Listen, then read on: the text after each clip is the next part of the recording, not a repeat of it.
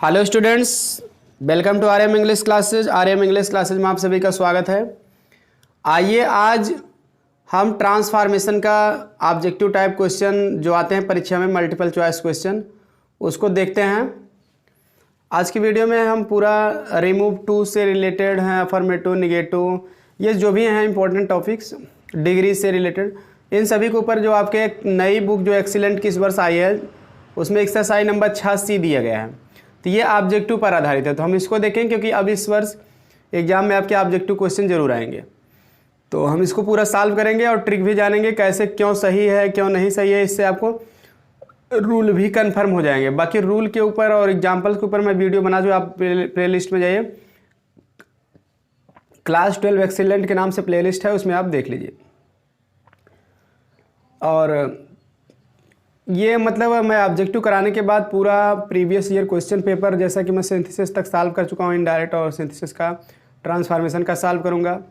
फिर overall exam में जितने क्वेश्चन आते हैं, चाहे जहाँ से आते हैं, मैं उसकी सारी तैयारी एग्जाम से पहले पूरा ग्रामर कंप्लीट करा दूँगा। और जो एक्सरसाइज मैं छोड़ दे रहा हूँ वो एक्सरसाइज रिमूव टू के ऊपर भी बनी है। आप सर्च करेंगे, एक्सरसाइज का नाम डालेंगे बाय रमेश सर, तो आ जाएगा। तो वो ऑलरेडी मैं बना चुका, इसलिए मैं अब टू द एग्ज़ाम बना रहा हूँ, तो आप लोग ज़रूर देख लीजिए। और इसके बाद जब समय फिर बचेगा तो जो अनइम्पॉर्टेंट एक्सरसाइज उस पर ध्यान देंगे। अभी एग्जाम को ध्यान में रखते हुए मोस्ट इंपॉर्टेंट एक्सरसाइज कराई जा रही हैं। तो चलिए देखते हैं पहला आपका वाक्य क्या है। देखिए यहाँ दिया गया है, pick up the right choice by transforming the sentence as directed within brackets. Correct, pick up the right choice माने सही चॉइस, माने पसंद, या ठीक है को क्या करिए, पिकअप मान छाटे, सही पसंद को या विकल्प, चॉइस मीन्स विकल्प या पसंद, सही विकल्प को छांटिए। बाय ट्रांसफॉर्मिंग माने होते बदलते हुए, द सेंटेंस वाक्य, वाक्यों के ट्रांसफॉर्म मतलब उसके अर्थ को बदल देना, वाक्य के अर्थ को बदलते हुए, as directed within the meanings. ठीक है, तो यहाँ वाक्य के अर्थ मतलब यहाँ वाक्य का रूप बदलना, तो ट्रांसफॉर्म माने होता रूप बदलना, अर्थ नहीं, सॉरी, अर्थ तो वही रहना चाहिए क्योंकि हिंदी अर्थ वही आना चाहिए, मतलब सेंस वही रहना चाहिए, केवल रूप बदल देना। तो कह रहा है कि वाक्य के रूप को बदलते, ट्रांसफॉर्मेशन रूप को बदलना, वाक्य के रूप को बदलते हुए सही विकल्प को छांटो as directed with the brackets, जैसा ब्रैकेट में डायरेक्टेड माने निर्देश दिया गया, मतलब डायरेक्ट ब्रैकेट में आपको निर्देश दिया गया क्या करना है, उसी के हिसाब से वाक्य का रूप को आपको बदल देना है। ये हर एग्जाम में आता है, इंटर में भी आता है, यहाँ तक कि किसी भी एग्जाम में आ सकता है जिसमें ग्रामर पूछता है। तो रिमूव टू, यहाँ देखिए दिया, it is too hard for me to go out, इसके सामने लिख दिया ब्रैकेट में रिमूव टू, यानी कि रिमूव टू को हटाइए। आपके एग्जाम में ऐसे आ जाएगा, पेपर में क्वेश्चन दे दिएगा रिमूव टू माने रिमूव टू को हटाओ। अगर करेंगे यूजिंग टू या इंसर्ट टू, तो टू को लगाना हो जाएगा। तो अब यहाँ it is too hard for me to go out, मतलब इसका अर्थ है it is too hard for me माने मेरे लिए इतना ज़्यादा गर्मी है टू गो आउट कि मैं बाहर नहीं जा सकता। TOO का अर्थ क्या होता है, TOO मतलब उतना जितना नहीं होना चाहिए।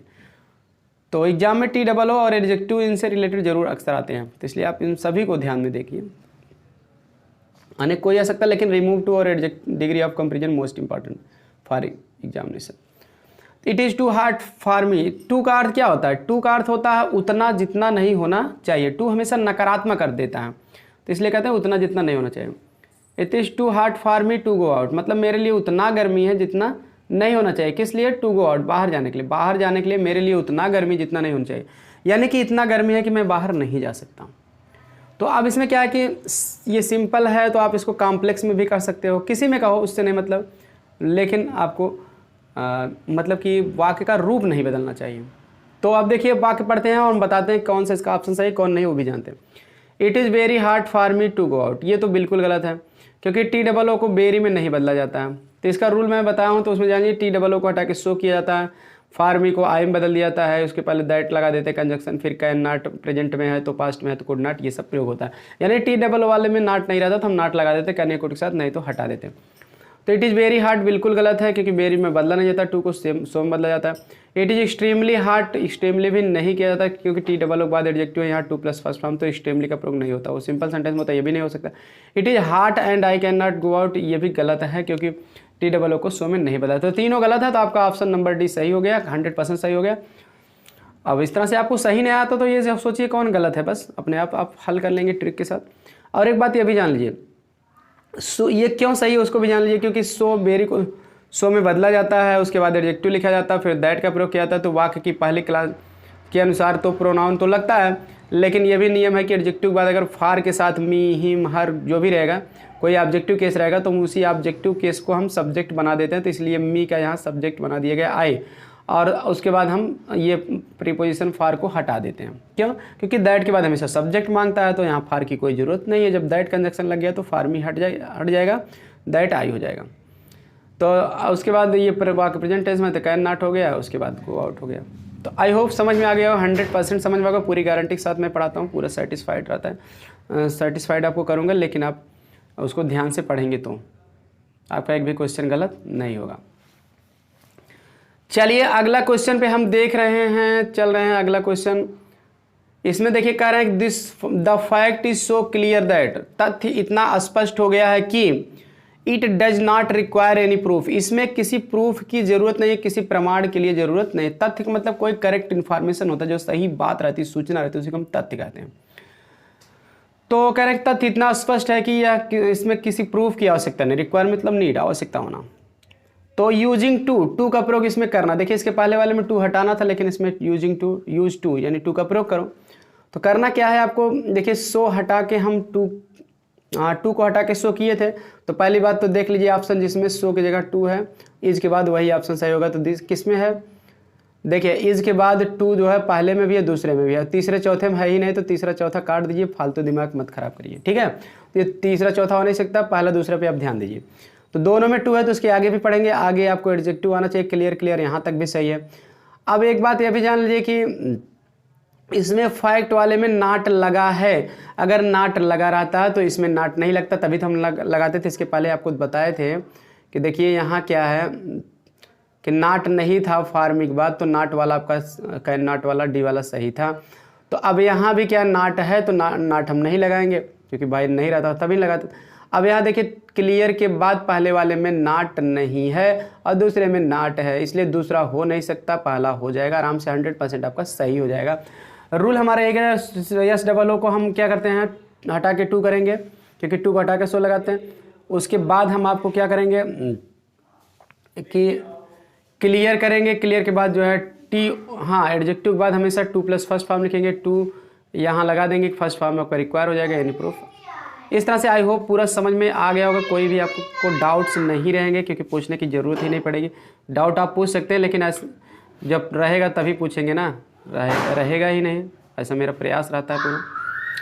चलिए आगे देख लेते हैं, अगला क्वेश्चन भी हम देख लेते हैं। अगला क्वेश्चन हमारा है, देखिए everybody likes to become great, प्रत्येक व्यक्ति महान होना चाहता है। अब यहाँ क्या करना है इसको, अब देखिए यहाँ ऑप्शन में हम देख लेते हैं क्या कह रहा है। यहाँ देखिए बिकम ग्रेट, ग्रेट होना चाहता, तो इंट्रोगेटिव किस में बदलना है इसको, इंट्रोगेटिव में बदलना है, ठीक है। किस में बदलना है, इंट्रोगेटिव। तो इस तरह से इंट्रोगेटिव में आप बदल दीजिए, everybody likes to become great. प्रश्नवाचक ऐसा प्रश्न बनाइए ताकि यही उत्तर आए। तो प्रत्येक व्यक्ति महान होना चाहता है, प्रश्न क्या बनाओगे ताकि यही उत्तर आए, आप ये प्रश्न बनाओगे कौन महान होना नहीं चाहता, तब उत्तर आएगा प्रत्येक व्यक्ति महान होना चाहता। तो यानी कि एवरीबॉडी वाले वाक्य में हम ग्रामर का रूल है कि हु से बना देते हैं और डज निगेटिव वर्ब को निगेटिव बना देते हैं, ये ग्रामर का रूल है। एक दूसरा रूल है, अगर आप चाहे तो सहायक क्रिया भी पहले लगा सकते हैं के अनुसार, तो सहायक क्रिया डज लगाओगे तो फिर ठीक है, नॉट का भी प्रयोग करोगे, तो ऐसा देखते हैं किस में है। तो पहला वाला वाक्य हम जब देख रहे हैं तो डज, देखिए सेकंड टाइप में तो हुस बनेगा या तो डज से बनेगा, तो पहले कन्फर्म है कि व्हाट से बनेगा, नहीं बी वाला काट ही देंगे। डज पहले है इससे भी बन सकता है, नीचे दो में हु है उससे भी बन सकता है, लेकिन अब इतने से तो हमको बनाना नहीं, एलिमिनेट करना पड़ेगा, ऑप्शन को हटाना पड़ेगा जो गलत है। तो कैसे जानेंगे, देखिए डज के साथ यहाँ नाट पहले में नहीं है, तो इसलिए पहला भी कट गया, ठीक है। डज से भी बन सकता है लेकिन नाट रहा जो तो भी कट गया, दूसरा कट ही गया। तीसरा चौथा बचा है, तो हम देख लेते हैं हु के साथ किस में नाट है, तो देखिए डी वाले में नाट है, सी वाले में नाट नहीं, तो इसलिए ऑप्शन नंबर आपका डी सही हो गया। Who does not like to become great, कौन महान होना नहीं चाहता, कहने का मतलब उत्तर आएगा प्रत्येक व्यक्ति महान होना चाहता है। इस तरह से ये 100% पहला सही है। आई होप समझ में आ गया होगा, आपको मज़ा भी आता होगा पढ़ के, पूरा समझ में 100% आता होगा। इसलिए आप वीडियो को लाइक कर दीजिए, दोस्तों के साथ शेयर भी जरूर कर दीजिए थोड़ा सा समय निकाल के, क्योंकि मैं आप लोगों के लिए इतना मेहनत कर रहा हूँ, तो आप लोग भी थोड़ा दूसरे विद्यार्थियों का भी भला हो, इसलिए आपको ऐसा करना चाहिए। शेयरिंग इज बेस्ट केयरिंग, हमें दूसरों की भी देखभाल करना चाहिए, उनके केयर करना चाहिए, स्वार्थी नहीं होना चाहिए, सेल्फिश नहीं होना चाहिए, क्योंकि God help those who help others and themselves, जो दूसरों की मदद करते हैं और ठीक है अपनी भी मदद खुद करना चाहिए। ईश्वर के भरोसे ही नहीं रहना चाहिए। खुद पढ़ोगे तो ईश्वर भी आपकी मदद करेंगे, और दूसरों की मदद करेंगे तो दूसरों का भला करेंगे तो भगवान आपका भला करेंगे। चलिए देखते हैं आगे। अगला क्वेश्चन है why waste time in sleeping up to late hours, मतलब देर तक सोने में अपना समय क्यों नष्ट करते हो, देर तक सोने में अपना समय क्यों नष्ट करते हो, प्रश्नवाचक लगा है। तो इसका ऐसा भी, इसमें आपको करना क्या है देख लीजिए, यहाँ ऑप्शन बताया गया कि SR2 बनाना है। आपको क्या बनाना है? SR2। देर तक सोने में समय क्यों नष्ट करते हो, तो SR2 ऐसा प्रश्न तो बनाएगा, इसका उत्तर क्या आएगा। कहने का मतलब कभी कभी होता क्या है, बात पर जोर देने के लिए लोग अपने अफर्मेटिव की बात को जो है वो इंट्रोगेटिव में कह देते हैं। जैसे कुछ लोग कहते हैं अपना समय यार क्यों नष्ट कर रहे हो, कहने का मतलब तुम्हें अपना समय नष्ट नहीं करना चाहिए। उसी तरह से यहाँ भी कह रहे हैं कि why waste time in sleeping up to late hours, देर तक सोने में क्यों समय नष्ट करते हो, कहने का मतलब देर तक सोने में समय नष्ट करना अत्यधिक मूर्खता है, क्योंकि समय नष्ट करना क्या अत्यधिक मूर्खता, इसका ये सेंस है। तो इसीलिए जो है इसमें देख लीजिए अत्यधिक मूर्खता है। अब यहाँ इट इज़ टू वेस्ट, ऐसा तो कुछ है नहीं, इसलिए पाला हो नहीं सकता है, सब्जेक्ट इट कहीं नहीं। अब डू नॉट वेस्ट तो इम्परेटिव हो गया, तो मतलब मत नष्ट करो सोने में ज़्यादा समय, और करें कि सोने में नष्ट करना, सोने में करें देर तक सोने में समय नष्ट करना, ये पहला कभी कोई अर्थ का अनर्थ नहीं आ रहा। It is extremely foolish to waste time in sleeping up to late hours, देर तक सोने में समय को नष्ट करना अत्यधिक मूर्खता, ये 100% सही है, क्योंकि क्यों नष्ट कर रहे हो, कहने मतलब नष्ट करना अत्यधिक मूर्खता है। और चौथा वाला sleeping up to late hours, ये भी गलत हो गया, मतलब देर के घंटों तक सोना इज फूलिश, इसलिए मूर्खता है। So you must not waste your time in doing so, इसलिए तुम्हें ऐसा करने में समय नष्ट नहीं करना चाहिए। सब में घुमा फिरा के कहा गया, ये बी वाला 100% सही है अर्थ के अनुसार भी, क्योंकि उसका हिंदी भी अर्थ निकालोगे आप, तो ये होगा it is extremely foolish to waste time in sleeping up to late hours. और इसको हम थोड़ा सा और क्लियर कर दें ताकि आप जिंदगी में कभी गलत ना करो। अब ऐसा करना कि कोई भी ट्रांसफॉर्मेशन में अगर आपको वाक्य आएगा इंट्रोगेटिव में, उसमें व्हाई के साथ क्या रहेगा, फर्स्ट फॉर्म रहेगा, व्हाई के तुरंत बाद वर्ब की फर्स्ट फॉर्म आएगी, कोई सहायक क्रिया नहीं आएगी। तो व्हाई के तुरंत बाद आप वर्ब की फर्स्ट फॉर्म देख लेना, तो उसमें क्या किया जाएगा जानते हो, व्हाई को हटा दिया जाएगा SR2 सेंटेंस बना के, व्हाई के जगह लिखा जाएगा it is extremely foolish to, क्या लिखा जाएगा, it is extremely foolish to, उसके बाद वर्ब की फर्स्ट फॉर्म से आपको जोड़ देना, कुछ चेंज नहीं करना है। टू वेस्ट टाइम, देखिए टू के बाद यहाँ waste time in sleeping up to late hours सबको जोड़ दिएगा, लास्ट में फुल स्टॉप लगा देंगे, क्योंकि प्रश्नवाचक को SR2 में आप बना रहे हो। तो आई होप समझ में आ गया। व्हाई वाले वाक्य को क्या करते हैं हम, वाई के बाद तुरंत वर्ब की फर्स्ट फॉर्म आती है, तो जी एक्सट्रीमली फुलिश टू का प्रयोग करके हम सेम वाक्य जोड़ देते हैं, क्योंकि ऐसा रूल्स आपको हर किताब में मिलता नहीं, लेकिन मैं आपको बता रहा हूँ क्योंकि अपने एक्सपीरियंस से बता रहा हूँ, मैं काफ़ी किताबों का स्टडी कर चुका हूँ, तो इसलिए मुझे सटीक रूल पता है। ठीक है, कंपटीशन लेवल का मैं तैयारी कर चुका हूँ, तभी तो मैं आयोग से चयनित हुआ हूँ इंटर कॉलेज में। तो इसलिए आप लोगों को जो इस पर ज़रूर आपको ध्यान देना चाहिए, जो मैं बता रहा हूँ एक्सपीरियंस से बता रहा हूँ, वो रूल कभी गलत नहीं होता, क्योंकि मैं बिना पढ़े और कन्फर्म रहे नहीं बताता हूँ। तो वाई की जगह it is extremely foolish to करके वर्क फर्स्ट फॉर्म जोड़ दिए, 100% सही है। अगला है her face is as lovely as a rose, उसका चेहरा जो है उतना सुंदर है जितना कि गुलाब। फेस में चेहरा या मुंह, उसका मुख उतना सुंदर है जितना कि गुलाब, यानी गुलाब से उसके मुंह की तुलना कर दिया गया। तो अब इसमें क्या किया गया है कि कह क्या रहा है, देखो रोज ये वाक्य कह रहा है निगेटिव बनाओ, मतलब उसका चेहरा उतना सुंदर है जितना कि गुलाब, एक एज मैंने उतना, दूसरा एज मैंने, निगेटिव बनाओ ताकि उसका चेहरा उतना ही सुंदर रहना चाहिए जितना कि गुलाब, कम ज़्यादा ना हो। अब देखिए वही बात कहो, तो पहला बनाया है कि her face is not so lovely, तो नॉट सो लवली नॉट लगा देने से निगेटिव तो हो गया, उतना सुंदर नहीं है जितना कि गुलाब, तब तो भाई उतना सुंदर नहीं जितना कि गुलाब, कहने मतलब तो उतना है ही नहीं, गलत हो गया। हर ए रोज इज, ठीक है। और एक बात ये भी जान लीजिए कि ग्रामर का रूल क्या है कि ये आपका पॉजिटिव डिग्री है, अगर पॉजिटिव डिग्री में एज एज लगा रहता ना तो पॉजिटिव डिग्री रहता, जब इसका हम ट्रांसफॉर्मेशन करेंगे तो कंपैरेटिव डिग्री में होना चाहिए। पहली शर्त क्या है, कंपैरेटिव डिग्री।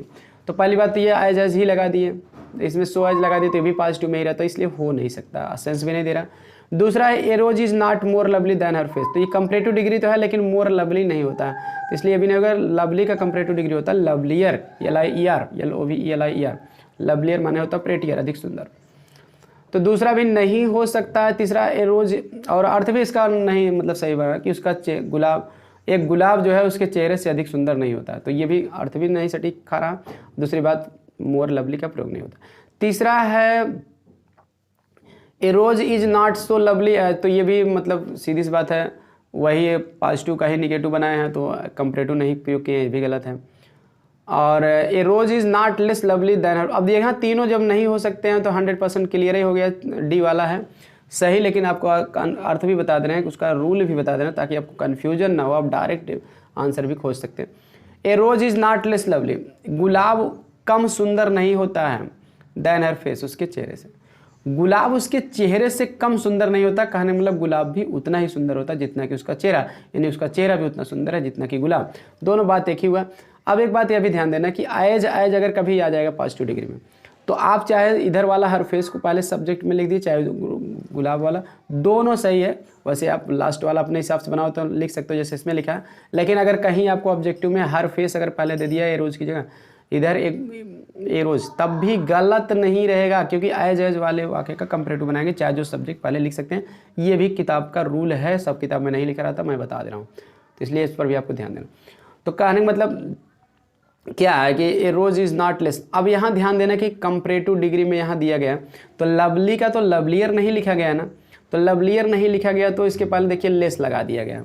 अगर लेस के साथ किसी हम पॉजिटिव डिग्री के एडजेक्टिव लिखेंगे तो वो कंपैरेटिव डिग्री मान लिया जाता, क्योंकि उसके साथ देखिए दैन भी लगा दिया गया।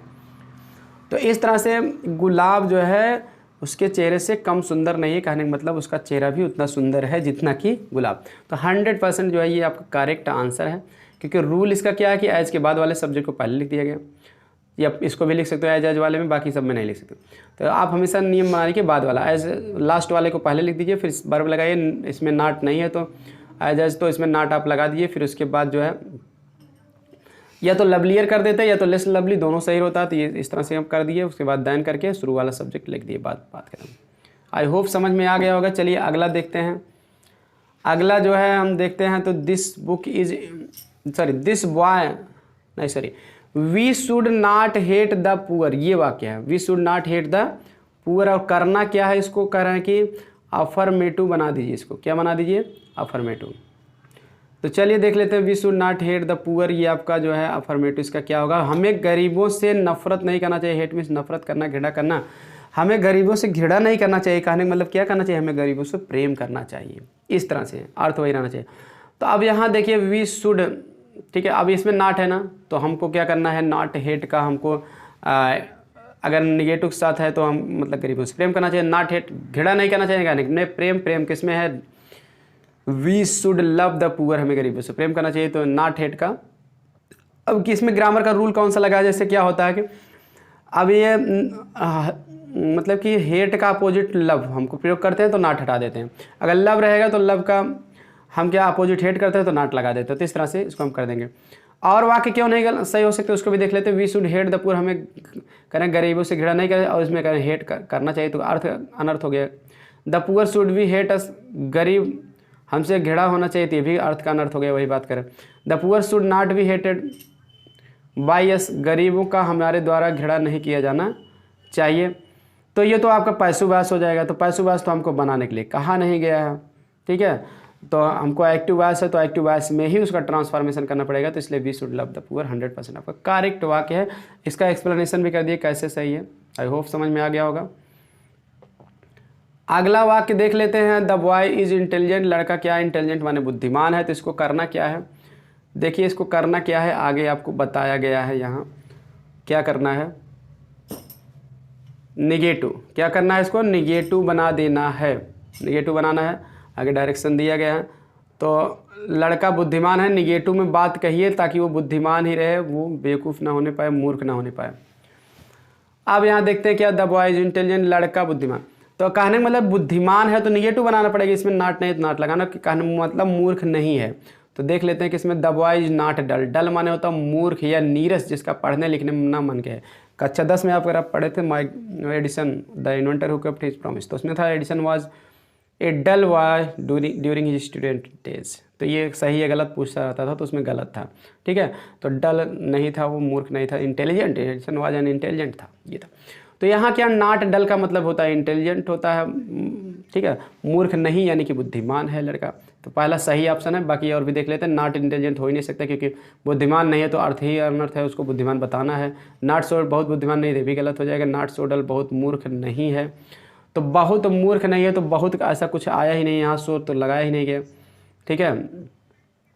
तो बहुत मूर्ख नहीं है कहने का मतलब ज़्यादा बुद्धिमान है तो ज़्यादा उदा भी नहीं बताना, केवल सिंपली आपको इंटेलिजेंट बताना है। इस तरह से अपने मन से फालतू शब्द नहीं यूज करना है। तो इंटेलिजेंट का नॉट डल 100% पहला ऑप्शन सही हो गया। आई होप समझ में आ गया। मैं एक्सप्लेन अच्छे से कर दे रहा हूँ ताकि आपको रूल नहीं भी पता हो तो रूल भी पता हो जाए। बाकी तो आप वीडियो भी देख सकते हैं, नहीं देखते हैं तो भी आपके समझ में ताकि आ जाए। अब यहाँ देखिए, how warms your hands are, तुम्हारे हाथ कितने गर्म हैं, तुम्हारे हाथ कितने गर्म हैं। तो इसको क्या करना है, असर्टिव सेंटेंस देखिए बना देना। क्या करना है, इसको असर्टिव सेंटेंस बना देना। तुम्हारे हाथ कितने गर्म है कहने का मतलब इसको जब ये तो मतलब ये इंटरजेक्शन में कहा गया ना, एक्सक्लेमेटरी सेंटेंस में विस्मय सूचक वाक्य। विस्मय सूचक वाक्य मतलब ये ऐसा वाक्य कहा जाता है जिसमें विस्मय प्रकट हो, आश्चर्य प्रकट हो कि इसमें तब उसमें क्या होता है, हाउ या व्हाट से वाक्य जो आता है उसके लास्ट में ये निशान लगा रहता है, ये विस्मय सूचक चिन्ह, इंटरजेक्शन चिन्ह या मार्क ऑफ एक्सक्लेमेशन इसको कहते हैं, ये सब लगा रहता चिन्ह। तो अगर कभी भी हाउ या व्हाट के साथ ये लास्ट में निशान लगा रहता ना, तो उसमें जो है हम हाउ माने कैसे, व्हाट माने क्या नहीं लेते हैं। इसका अर्थ होता है कितना लेते हैं। क्या लेते हैं, कितना। How warm your hands are, तुम्हारा हाथ कितना गर्म है, कितना गर्म है कहने मतलब ये तो विस्मय के प्रकट करने के लिए कहा तुम्हारा हाथ कितना गर्म है, लेकिन उसको साधारण ढंग से कहते हैं, असर्टिव सेंटेंस में कहते हैं। असर्टिव सेंटेंस माने होता है साधारण वाक्य। तब हम कहेंगे तुम्हारा हाथ बहुत गर्म है। तुम्हारा हाथ कितना गर्म है कहने का मतलब तुम्हारा हाथ बहुत गर्म है, सिंपली कहेंगे। तो तुम्हारा हाथ बहुत गर्म है अंग्रेजी किस में दिया, your hands are very warm, तो पहला ही सही है, ठीक है। तो और एक बात ये भी जान लीजिए कि इसको इनडायरेक्ट में भी आप पढ़ते हैं कि हाउ या व्हाट में, एक्सक्लेमेटरी में जब पढ़ते हैं हाउ या व्हाट के बाद एडजेक्टिव आता है, फिर नाउन या प्रोनाउन आता है। देखिए योर हैंड्स नाउन है, फिर वर्ब आता है कहने का मतलब सब्जेक्ट और वर्ब लास्ट में आता है। तो हम असर्टिव जो बनाएंगे तो योर हैंड्स ये सब्जेक्ट है तो इसको हम शुरू में कर देंगे, वर्ब आर को हम यहाँ कर देंगे, ठीक है। सब्जेक्ट वर्ब से स्टार्ट करेंगे असर्टिव सेंटेंस। उसके बाद हाउ को हम वेरी में बदल देते हैं, हाउ माने होता है कैसे, कितना यहाँ होगा। और एक बात ये भी जान लीजिए, हाउ के तुरंत बाद जो है अगर एडजेक्टिव आया है तो हम क्या किस में बदलते हैं, वेरी। हाउ या व्हाट के बाद एडजेक्टिव आता है तो वेरी में बदलते हैं। अगर नाउन तुरंत बाद आता तो हम किस में बदल देते हैं, क्रिएट में बदल देते हैं। और एक बात ये भी जान लीजिए, हाउ एक एडवर्ब है, इसके साथ कभी नाउन आता नहीं, इसलिए हाउ को हमेशा वेरी में हम बदल देते हैं, ठीक है। हाउ को हमेशा वेरी में बदलते हैं, तो इतना जान लीजिए। और व्हाट आए तब आपको ध्यान देना कि उसके तुरंत बाद एडजेक्टिव है कि नाउन। हाउ आने पर हमेशा वेरी में बदलो, नो डाउट। तो पहला सही है आपका। दूसरा देखिए, यू मच वार्म, तो हाउ मच तो लगाया नहीं जाता हाउ को, इसलिए भी गलत है। हाँ वार्म एनफ, एनफ तो लगाया नहीं जाता हाउ को, एनफ में भी नहीं बदलते। योर हैंड्स आर वार्म, तुम्हारे हाथ गर्म है, तो ये तो बहुत ज़्यादा हाउ के लिए यहाँ कोई वर्ड ही नहीं लगा, इसलिए भी गलत है। तो पहला 100% आपका सही है। कैसे सही उसको भी मैं एक्सप्लेन कर दिया, आई होप समझ में आ गया होगा। लास्ट वाक्य देख लेते हैं आज का जो है, जो दिया है, I wish that spring were eternal. I wish माने मेरी इच्छा होती है, या काश, स्प्रिंग माने बसंत, वर इटर्नल माने अनंत, काश बसंत ऋतु अनंत होती है, मतलब कि हमेशा बसंत ऋतु ही होती है और मुझे हर चीज़ हरा भरा दिखाई देता, फूल पौधे, तो अच्छा लगता। तो यहाँ आई विश दैट, तो एक बात जानिए, आई विश का हिंदी होता है काश। आई विश दैट माने काश, काश बसंत जो है अनंत होती है। तो काश के लिए जो है हम जब इच्छा प्रकट करते हैं तो एक्सक्लेमेटरी सेंटेंस इसको बनाना है, आई विश दैट करके, तो असर्टिव है। तो असर्टिव को क्या करना है, एक्सक्लेमेटरी बनाना है। देख लेते हैं, यहाँ डायरेक्शन भी आपको बता दें, एक्सक्लेमेटरी ही देखिए दिया गया है। इसको किस मतलब एक्सक्लेमेटरी। तो अब एक बात जान लीजिए, एक्सक्लेमेटरी, अब इसको याद कर लीजिए कि आई एक्सीलेंट में रूल भी दिया, देख लीजिए, आई विश दैट अगर रहेगा कहीं भी तो उसको हम क्या कर देंगे, वुड दैट में कर देंगे। आई विश का सिनोनिम्स क्या होता है, वुड। वुड दैट माने भी होता है काश, ठीक है। तो काश स्प्रिंग वर इटर्नल, तो आप कुछ नहीं कहना, आई विश को वुड कर दे। वुड माने क्या होता है, वुड का मतलब होता है चाहना भी, वुड को बिल का पास्ट टेंस, वुड माने गागेगी होता है, लेकिन वुड का प्रयोग इच्छा प्रकट करने के लिए भी होता है, तो इसलिए वुड दैट माने होता है काश, या मेरी इच्छा है कि, ये अर्थ होता है। आई विश दैट माने मेरी इच्छा है कि, या काश। उसी तरह से वुड दैट माने भी मेरी इच्छा है कि, या काश। तो वुड दैट लगा देंगे, उसके बाद इस जो भी दैट के बाद रहेगा उसको आपको जोड़ देना, कुछ करना होना नहीं, लास्ट में ये निशान लगा देना, क्योंकि एक्सक्लेमेटरी वाक्य बना रहे तो एक्सक्लेमेशन मार्क लगा देना। और यहाँ हुर्रा तो किया ही नहीं जाता, आई विश को हुर्रा में बदला नहीं जाता, तो गलत ही हो गया, क्योंकि it is a matter of Joy रहता तब हुर्रा किया जाता। तो ये डी वाला हो नहीं सकता, पहला गलत ही है, हाउ लगता नहीं आई विश के लिए। दूसरा वाट भी नहीं लगता आई विश के लिए, तीसरा लगता है वुड 100% सही है, तो इसलिए आई होप समझ में आ गया, आप इस क्लास का एंजॉय किए होंगे। अब वीडियो पसंद आए तो लाइक सब्सक्राइब शेयर कर दिए, कमेंट करके जरूर बताइए आपको वीडियो कैसा लगा। मिलते हैं नेक्स्ट वीडियो में। अगर आपको जो भी प्रॉब्लम हो ग्रामर में आप उसको बिल्कुल कमेंट करके बता दीजिए कि किस टॉपिक में आपको समस्या हो रही है, उसकी वीडियो आपको जल्द से जल्द ही मिलेगी। मिलते हैं नेक्स्ट वीडियो में। थैंक्स फॉर वॉचिंग वीडियो को ज़्यादा से ज़्यादा पसंद करें और लाइक सब्सक्राइब शेयर करें।